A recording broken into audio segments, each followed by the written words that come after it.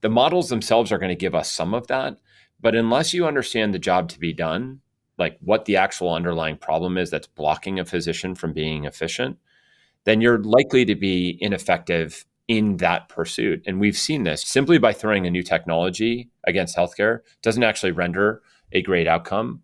Understanding how to disrupt the sort of potential waste or money flows and channel them towards better outcomes, that's where the opportunity is in business. This is Second Opinion. I'm Christina Farr. I'm Zenooz. And I'm Luba Greenwood. Welcome to the pod, where each week we navigate what's really going on in healthcare through strikingly candid conversations with the entrepreneurs and investors leading the charge. As your co-hosts, we promise to bring the perspective of a former journalist and investor, a doctor, a lawyer, immersed in the future of medicine with life sciences and digital health. And we're here to sift the signal from the noise in all of these conversations. Thanks for joining us. Let's dive in. Make sure you stick around at the end of the interview for our debrief. Hello, everybody. It is so good to be with you today. Joining us is Owen Tripp, who I have known for, probably 12 years now, dating all the way back to my early years as a reporter at VentureBeat. His company had a different name back then. It was Grand Rounds. But Owen was someone that was new to digital health and immediately came across as just, deeply passionate about the space and brought this outside perspective. So that's one of the big reasons why I was so excited for him to join us. And he's been through a lot of twists and turns now. So I'm going to throw the first question over to you, Owen, which is really just like reflecting back on this period of time that you've been in the space. Tell us a little bit about why healthcare is so unique relative to some of the other industries that you've been in your career.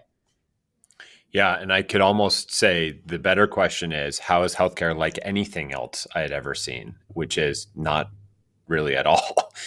and so it is culture shock for me, for many others, I'm sure, when we land in this place where all of the rules that we've learned and practiced with seem to be off. It's like playing an entirely new game.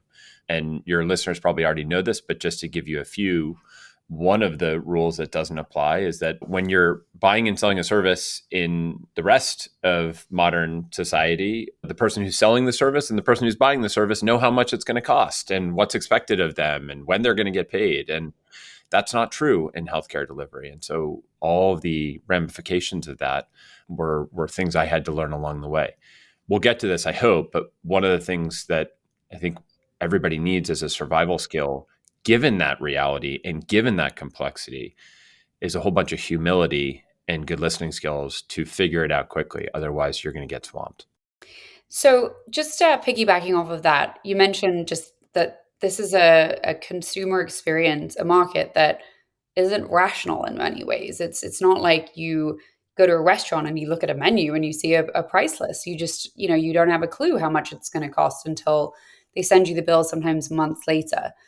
So if you're building today in healthcare, can you share a little bit about your perspectives on just like, how do you even make a business model make sense? And that may seem like an obvious question, but I think it's one that we are all still struggling with today. Yeah. Saying that the U.S. healthcare system isn't rational or doesn't work or is broken, I think is misleading if you really get in the bowels of what's actually happening here. It is working according to the rules that have been established, perverse though they may be. There is clarity with respect to where money is coming from. It's either coming from a risk-bearing entity like a health plan or an employer, or it's coming from the U.S. government, generally speaking. Consumers pay a little bit of that. We can break apart that pie graph a little bit more and talk about the various sources, but that's generally where the money is coming from. And so job number one, I think, for anybody coming in and trying to create a digital health business is understanding where the money is coming from and who gets paid for what sorts of services and what is actually valued. And I'll use this just as a quick way to say that at least at Grand Rounds, which was the company that I started, and Included Health, which is our company today, it's really all about how do we take away pain and suffering for the member, for the patient. It's really that simple, because when we're doing that well, we're raising the standard of healthcare for everybody. And the trick was we had to figure out a model that would allow us to get paid for that. And have been a lot of failed starts in figuring that out. And I think we're onto something pretty great now, but it certainly wasn't our first idea. Oh, and I'd love to get into your comment on the people that are paying, but I want to just kind of go back to your initial business, Grand Rounds, that you started. When I was at Salesforce, we were customers of Grand Rounds. I've personally used it. I loved the service. I thought you all did a great job of helping us navigate and get questions answered. Can you tell us a little bit about how did you create that business, and how did you get your competitive edge, your moat? How is it still in existence today and growing? What did you do? I'm glad to hear you use it. I'm glad to hear you had a great experience with it. I'm not surprised. I've also been a member of the service in my own healthcare needs and have equally fanatical comments to make about it. But it's a great way for me to circle back to Chrissy's original question, because what we had in the first version of that company was a wonderful technology platform and a really committed contracted network of experts to help us think through highly complex cases in the form of expert medical opinions. So you could argue you're set. You've got the product right there. You have everything you need. No, that was not sufficient. We tried to sell this originally to consumers. We said, well, we can go out and provide a literally life-changing and life-saving solution and answer to families across the country who wouldn't want to buy that directly. And there was actually never a price point that we could figure out that got sufficient consumer demand directly to the service. Think about that. An answer to a diagnosis or a diagnostic odyssey, and you'd think that consumers would be theoretically price insensitive to that. Didn't turn out to be true. So are you saying that it was hard to get direct to consumer, so you went to employer? Because that's a whole nother category of... Yeah, so you're filling in the next chapter of that story, which is, in order to make it work, we had to identify who actually had interest and skin in the game and paying for it, which is an employer, which is another large group purchaser of care. It could be a union, it could be a health plan. And all of those groups have ended up being customers of that service that you described. Now, why is it important to them? They care because in offering expert medical opinions to their employees or members, they get two good things. One, sort of the obvious one, they get better care, higher quality clinical outcomes, a member experience that is hard to rival with other benefits you're offering, and lifelong fandom coming out of that. But the second thing is that when you do an expert opinion correctly, you get that patient out of the system faster. You get them the right answer, the higher quality outcome. And as we all know, that leads to cost savings in the health plan itself. So it was really that dual benefit offering that really worked for employers and health plans. So it's interesting. I just got out of a conference in which you were at the same conference, and like a lot of the topic was on GPT-4 and AI, and people discussing how essentially you would do a second opinion with Chat GPT, which was the original incarnation of what you built, was exactly that, except you weren't using generative AI, you were using just really damn good doctors, excuse my French. So if you guys couldn't find a business model with really good doctors where consumers would pay for it, how do you think any of this stuff is going to make sense in an AI context? Or are we straight back to employers? Yeah, it's a great question, Chrissy. And I've been with the top 50 or so leaders in our company the last couple of days since I saw you. And one of the things that we talked about is that I think that healthcare, unfortunately, it has in the past with other emerging technologies, may be missing the plot line a little bit, or at least the opportunity on AI. When we talk about AI in terms of competing on models or competing on speed, I think that we don't really understand how to address the underlying problem. The problem is actually the quality of care people experience, the need to feel listened to, the approach to making physicians more effective and efficient in their workflow. The models themselves are going to give us some of that, but unless you understand the job to be done, like what the actual underlying problem is that's blocking a physician from being efficient, then you're likely to be ineffective in that pursuit. And we've seen this, you and I have seen this, and I'm sure your co-hosts have seen this, is that simply by throwing a new technology against healthcare doesn't actually render a great outcome. Understanding how to disrupt the sort of potential waste or money flows and channel them towards better outcomes. That's where the opportunity is in business.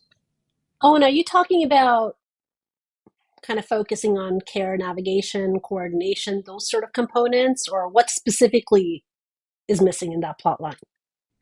I am talking about those things, but I'm actually talking about it probably at a more broad level, which is that if you go to most problems, and certainly the problems within the healthcare industry, they aren't described as technology gaps, at least not initially. They're described as gaps in how communication works or information flows or difficult concepts are explained. And technology has a role in fixing those problems, but technology is not in and of itself the solution.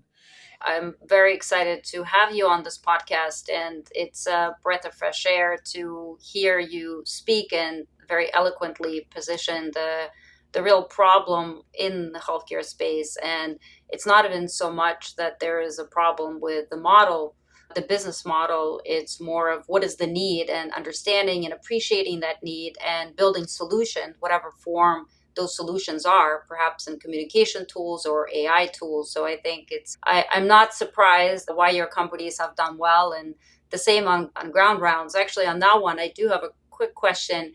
How were you even able to break into that industry? Because it is, unlike a lot of the solutions you're building right now, which you're truly innovating and providing a solution for patients that are really in need, this one was already, you could claim, a crowded market that provided an okay solution.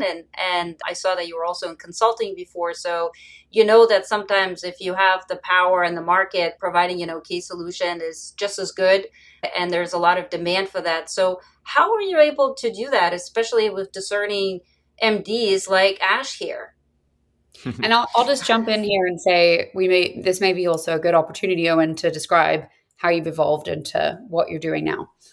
Great. And I'll certainly take that invitation, because I actually think I can answer both parts of that question with a similar idea, which is, you're absolutely right, Luba. We were not the first company to ever think about offering second opinions. We weren't even the first company to think about trying to scale that nationally and offer it from an expert on one coast to a patient on another coast. But there were a few things that we did think about radically differently. One was, we wanted to contract those experts directly with the support and consent of their hospitals and partner systems. Now, this addressed a liability concern that I think back then was only lightly understood, and now everybody understands about the cross-state practice of medicine and what it takes to do that and scale that safely and effectively. But also it meant that we could pay those physicians a handsome rate through their institutions. We didn't have to go outside of their normal practice patterns. It also allowed us to integrate more deeply into their medical record systems and their imaging systems. And so the old school second opinion, remote second opinion, would take you a month, maybe 5 weeks. And today we're doing expert opinions in a matter of 5 hours, because we can directly integrate into those systems. We can get those experts on the hook. We've really broken the sound barrier associated with the speed to expertise, which is, at the end of the day, what patients care most about and is our North Star in how we think about our design work. The same is true with this, where we've gone subsequently. Hey everyone, we'll get right back to the conversation after a word from our sponsors. Is your healthcare org a tangled mess of Christmas lights? Your care teams are drowning in manual work, juggling dozens of point solutions and burning out in Excel hell, while your engineers work through a backlog bigger than a surgeon's ego. Awell is here to untangle the mess. Their care ops orchestration platform lets ops and clinical teams design, implement, and improve care flows in days, integrates it seamlessly with your tech stack. The result? Automated processes, fewer soul-sucking tasks, and faster care model improvements. This year alone, Awell has orchestrated over 14 million care activities for leading organizations like Astrana Health, Commons Clinic, and Better Health. Ready to save your team from Excel hell? Visit awellhealth.com. That's AWELL health.com. And mention this podcast for a free bootcamp. They'll take you from zero to an implementable workflow in 2 days or less. Awell, make your care flows work harder than your care teams. how do you grow in this business? Because I would imagine there are two models. One is you innovate yourself, and perhaps you think you've done such a great job already. You put more money into innovating and coming up with basically new therapeutic areas, new indications, and providing solutions for that. Or is it better to, at this point, buy one of many, many struggling companies that are out there that are specifically geared? I'm sure you know tons of mental health companies and tons of companies in women's health space. How do you approach that, and what have you seen works best? It's a great question, and I think I'll ruin the suspense by saying it's a little bit of both, but let me tell you how I get there. Ash rightly pointed out early on that we found a very deep and fast-moving part of the river in the employer landscape. So we came out of trying to sell to consumers, we started selling to employers, and we think commercially covered care, as it's known in the industry, is one of the largest and still untended opportunities in this country. Over 150 million Americans get their healthcare insurance through their employers. This dwarfs Medicare, Medicare Advantage, and or managed Medicaid, and many other forms of care that I think we actually talk about more within the healthcare industry. And so that's a really deep opportunity. So to your growth question, we just see so much, day-to-day opportunity to take better care, to offer innovative services, and to integrate it for those working Americans and their families. But now let me answer the second part of your question, which is, do we do it by building our own solutions or buying solutions? And if you know about our company, we've done a little bit of both. We bought and merged with Doctor on Demand. We acquired another company. Actually, the original Included Health business was also acquired into this company. But by and large, we think of ourselves as product creators and product designers. And anything that's related to new ways of delivering experiences that are worth bragging about to your family members, those are the things that we want to build here. And that's real hyper focus on virtual care delivery. Specialty care was our latest announcement like that. We didn't see anything on the outside of the business that we really wanted to go out and acquire. So we built that from the ground up. Now, if we look forward, there are going to be other opportunities where we don't have expertise. There are going to be other parts of healthcare that we know to be important that we don't have in-house experience with, and we will go out and potentially find ways to partner and or acquire for those businesses. And I do think that it's a pretty big opportunity, especially at this point in the economic cycle. So speaking of second opinions, the newsletter and the podcast is called Second Opinion. And one of the most popular that I've written, and in this case with a friend of yours, I believe, it's Peter Haynes, started a company in the sleep space selling into employers. And he and I made this argument that if you're starting a digital health company today, that you will have a very hard time trying to sell into the employer in most cases, with a few exceptions. The reason being that a lot of employers already have a solution in the category that you're trying to sell into. We have solutions in women's health. We have them in behavioral health. We have companies like yours that are trying to provide more of a horizontal approach. So what do you say to that? Do you think now, you just said there was opportunity in employer. If I'm a vendor, should I be looking at employer or looking elsewhere? What I would say, the minor twist on it is, I think there are still under-addressed therapeutic areas that don't have great clinical solutions that are designed for markets like the commercial market. So those still exist. But the advice I would give to an aspiring entrepreneur is try to find a way to be incredibly capital efficient with those businesses, because I don't think that they will grow to be huge, huge businesses, but there's a neat opportunity to go solve a very specific problem, build up a clinical workflow and capability and set of proof points, and then you can sell that to a platform that can really amplify your reach. That, I think, continues to be an opportunity. So can I ask you on that one, is Sure. oncology one of those areas, do you see? As you know better than I do, oncology is enormous. Talking about a breast cancer patient and a prostate cancer patient in the same sentences in terms of what they need is sort of silly, let alone the fact that even within breast cancer, there are tons of different diagnoses which require very different therapeutic approaches. So I do think that cancer care in general is an opportunity. The most efficient and effective ways of thinking about cancer care, at least in our context, is not in the sort of deep, fundamental science approach that leads to biotech ingenuity and engineering and opportunity, but instead thinking about actually how you deliver that care more effectively. And I'll give you a concrete example of what I mean. When we introduced our cancer care product, which we did this past spring, we focus less on labeling specific cancers or patients with those cancers and more about what is the holistic approach that those cancer patients all need. They need dietary support. They need behavioral support.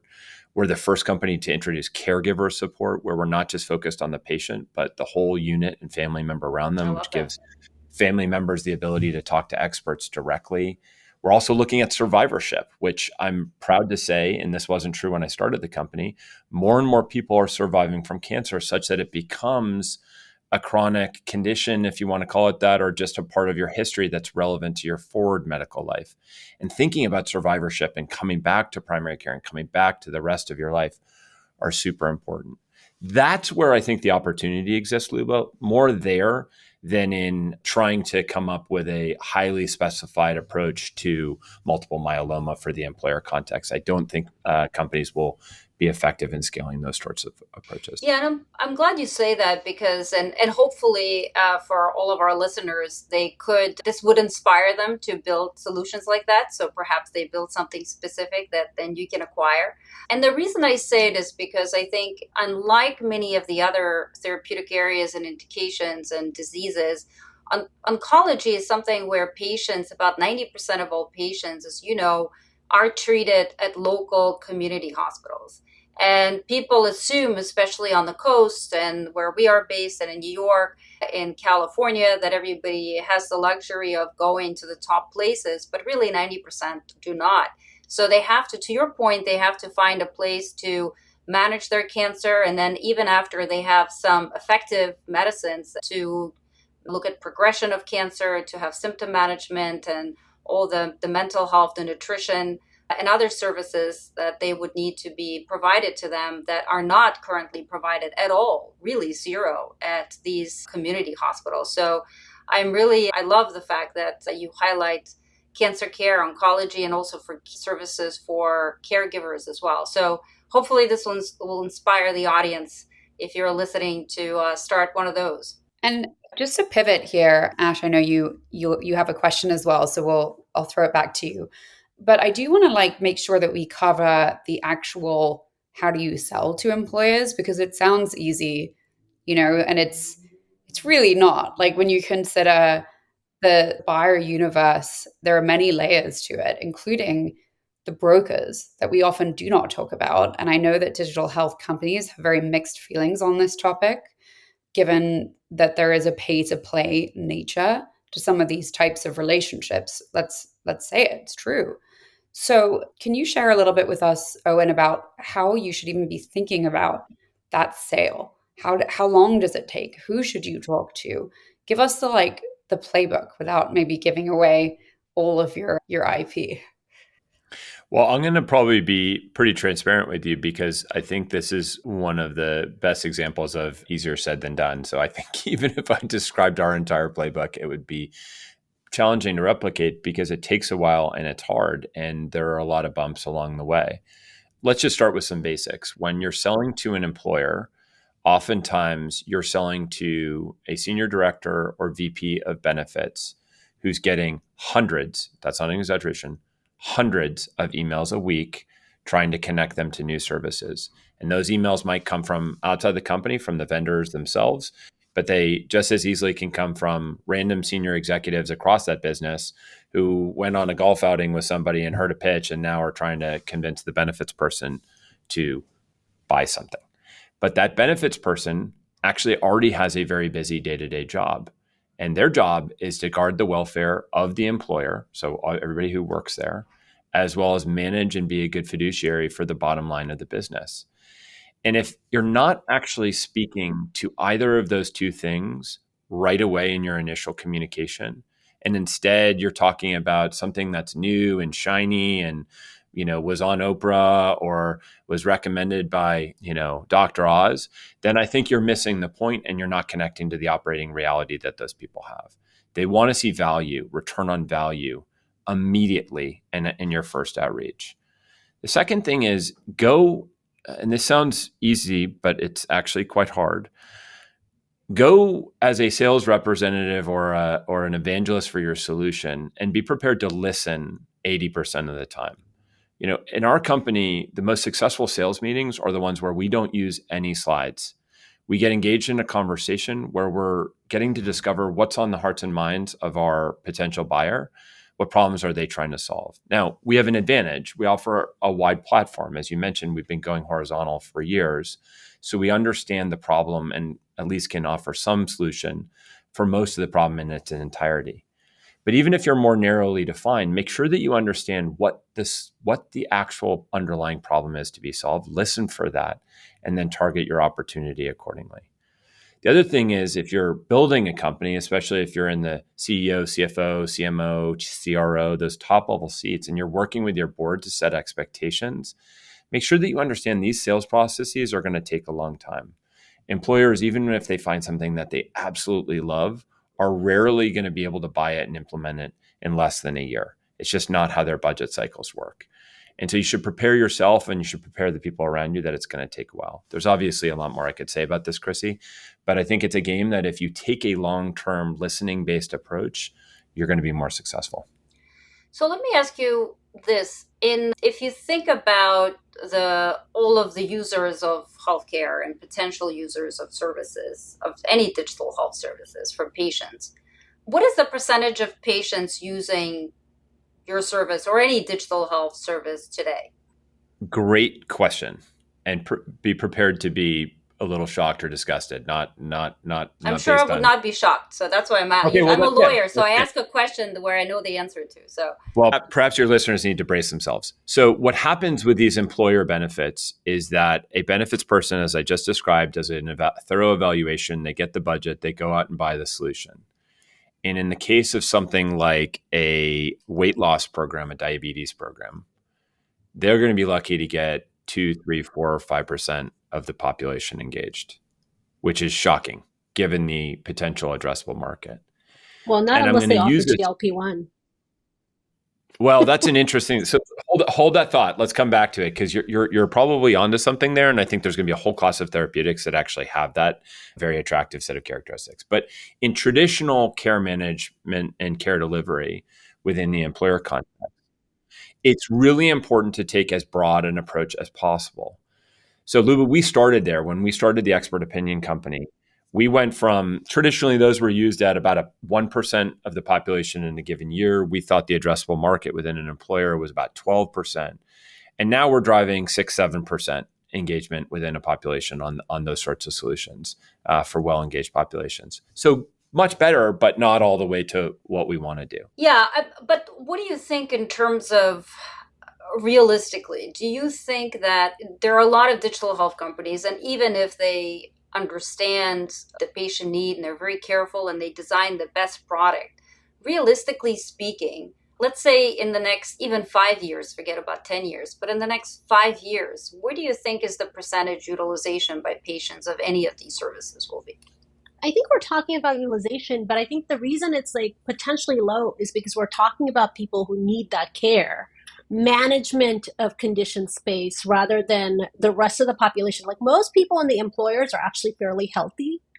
And so they're not going to get care. And Owen, you probably have better statistics on this than I do. The reason I use the service is because I actually had a condition that was acute and I wanted to get another opinion, right? Otherwise, I don't think I would know what grand rounds now. Now, perhaps if I had some other thing and my employer offered me something that was very interesting to me and preventative, maybe I would have used it, but I don't think that's the approach they're taking. So maybe the question here is, what is the incentive for employers and health plans to work with companies like you? Like when you're building in the space, what's the incentive they should look for when building these companies? Well, okay, so let's talk about the basic why, and I think it's really important and perhaps not intuitive. Employers spend more money on healthcare than they do on just about anything else. And it's probably understood, but rarely spoken out loud, that employers have a legal obligation to provide benefits in healthcare in the country. So they're already in this game. So given that they're already in the game, they have no visibility to their costs, and they don't want to for lack of a better term, screw over their employees by restricting access to networks and taking things out of plan design and jamming with them with increasingly high cost shares, their only answer is to go out and provide higher quality care. And I really mean that is the only answer. They have to get their people to better outcomes faster so that they stop spending time and money in the system. That, Ash, is really what they're buying. You're building in this space, Owen, like looking at total cost of care. It's like the most expensive parts of care. If you're addressing those things, you're more likely to get contracts with employers. Is that a fair statement or is that incorrect? I think you're onto something. Let's characterize the commercial population so that makes sense for everybody.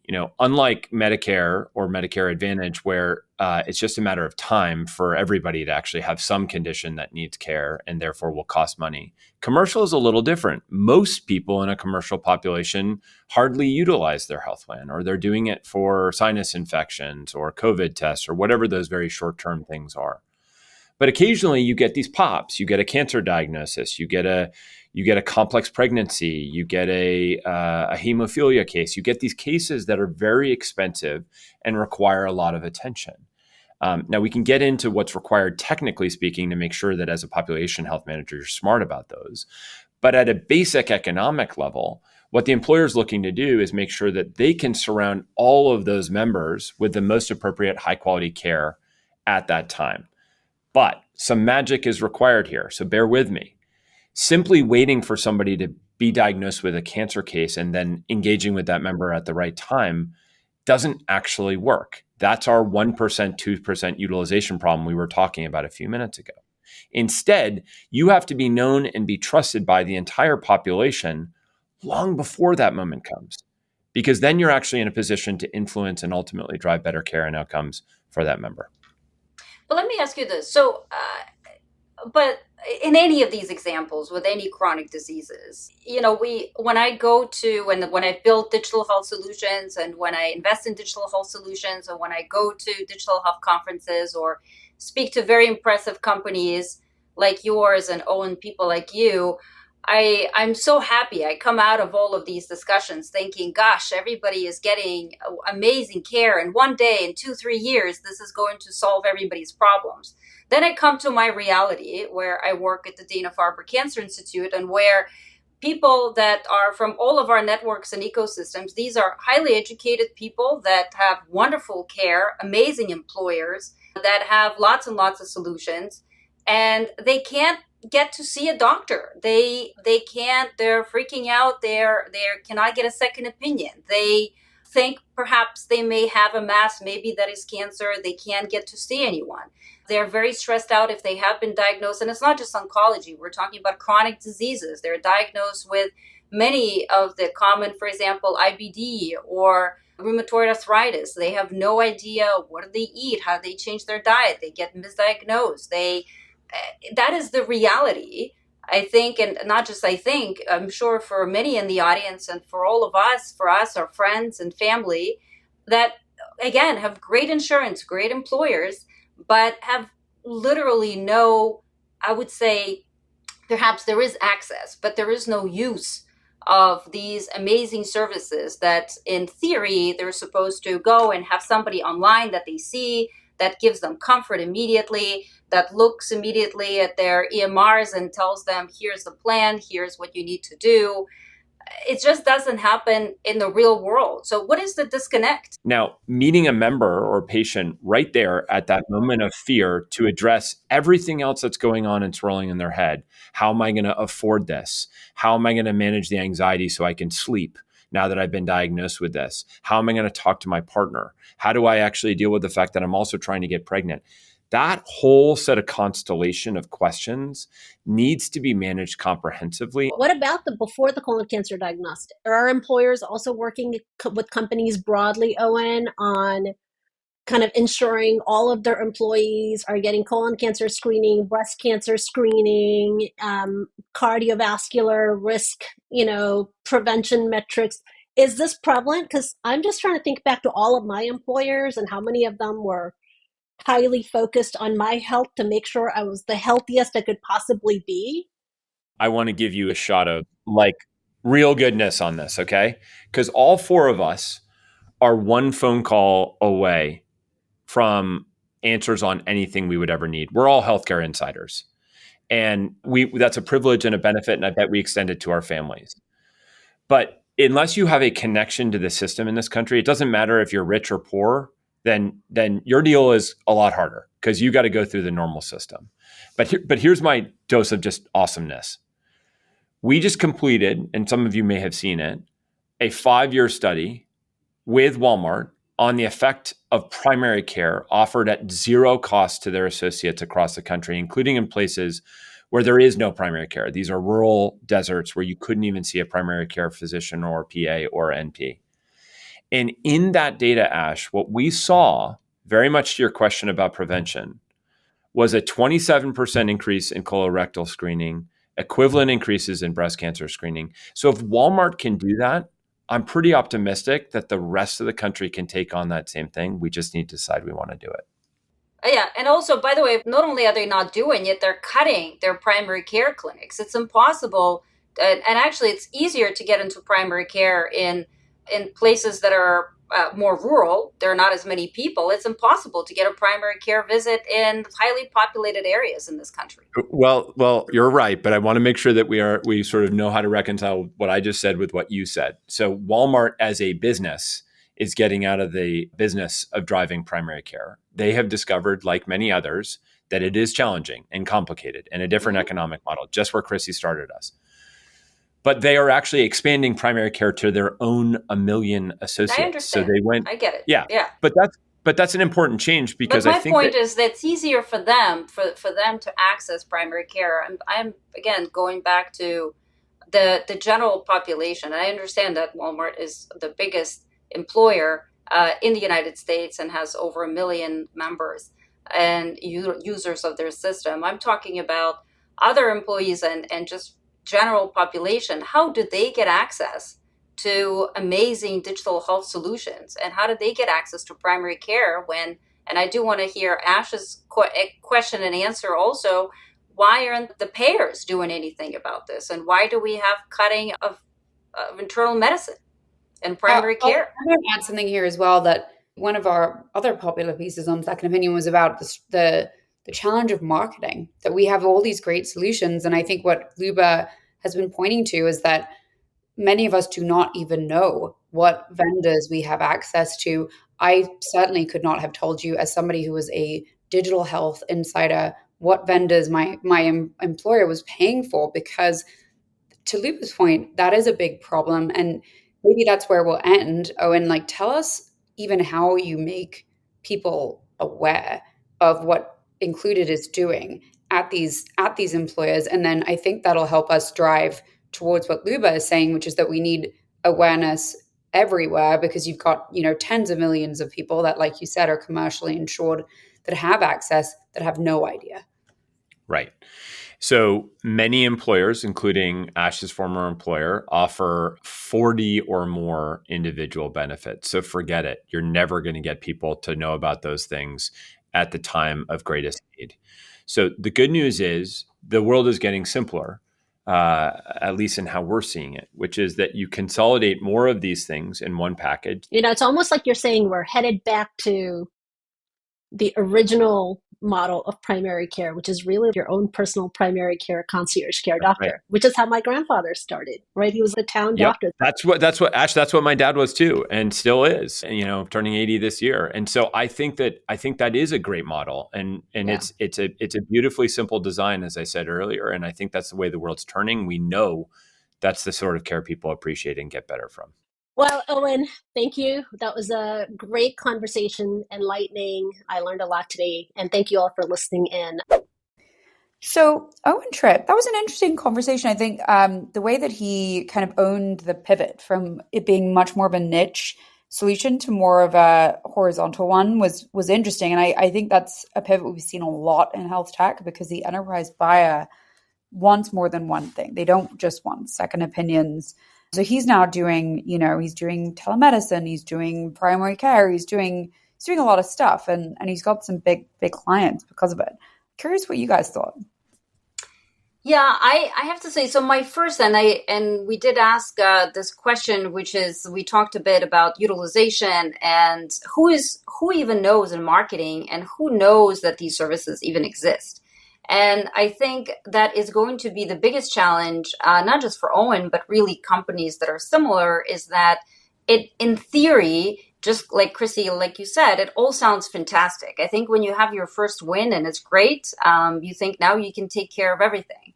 But in theory, that sounds good. But in reality, I think we have to pause and ask ourselves, are these services, these digital health services that cut across everything that you just mentioned, Chrissy, are they being used? Do employees or members of these have access to these services? Do they even know they have access? And if they do know, are they using these services? And at least even what Owen mentioned, I believe he says about 6% that are actually using these services or even are aware of them. So I'd be curious, what is the growth potential? And do we foresee that, let's say, in 3 to 5 years, you'll have wonderful self-insured employers and other payers that are providing these services? Will we see even 20 or 25% usage of these great, amazing services that hold potential? I don't know. Yeah, I thought there was something there that he wasn't quite saying out loud, which is that he did talk about how the commercially insured population is a really big one and in many ways underserved. But I think he was also sort of making the point at the same time that there are already quite a lot of vendors in this area. And so, yes, it's underserved, but there are also a lot of vendors. So maybe it comes back to your point, Luba, that really what we have is a marketing problem, not a need for more solutions. I'd agree with that. I think for his business, it makes sense to go horizontal, in my opinion. Just having used the service and extended, I would say there's a place for sort of that hand-holding, coordination, navigation across many services. So I understand the building blocks to kind of set the stage for that. I think if this was a more specialty service, I would definitely look for verticalization. But I think for Owen's business, it makes a lot of sense. So I think this was good to see. And what I like is that in this podcast, we'll have more guests that are going to come and talk about some of the other solutions that they have built, which are, for example, even go after potentially prevention, which is definitely something that we talk about quite a bit on this podcast. Thanks for tuning in to Second Opinion. Share it with colleagues and friends and message us to let us know what topics you want to discuss on the podcast. If you want to support the show, the best ways are to leave a review wherever you're listening and make sure you are subscribed. And check out Christina's Second Opinion newsletter on Beehive. A link to subscribe is in the episode description. Second Opinion is part of Turpentine, the podcast network behind Turpentine VC, Age of Miracles, and more shows for experts by experts in tech.